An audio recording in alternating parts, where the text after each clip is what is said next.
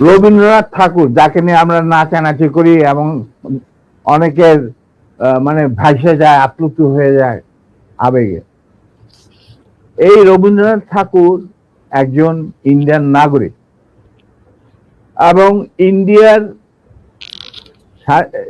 জাতীয় সঙ্গীতের রচয়িতা।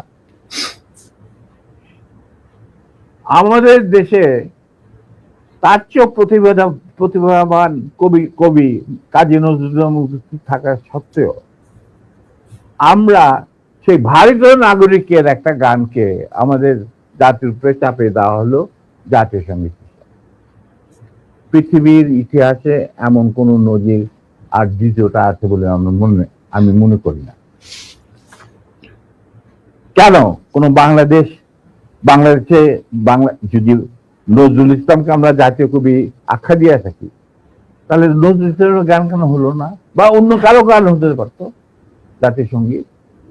ভালো ভালো কবি সাহিত্যিক ছিলেন আমাদের দেশে, কিন্তু পৃথিবীর ইতিহাসে কোথাও নাই যে বিদেশি এক নাগরিকে যে নাকি তার দেশের জাতীয় সঙ্গীত রচনা করেছে এবং আমাদের শুদ্ধ স্বাধীন বাংলাদেশে এসেও আমাদের জাতীয় সঙ্গীত রচনা করতে হবে।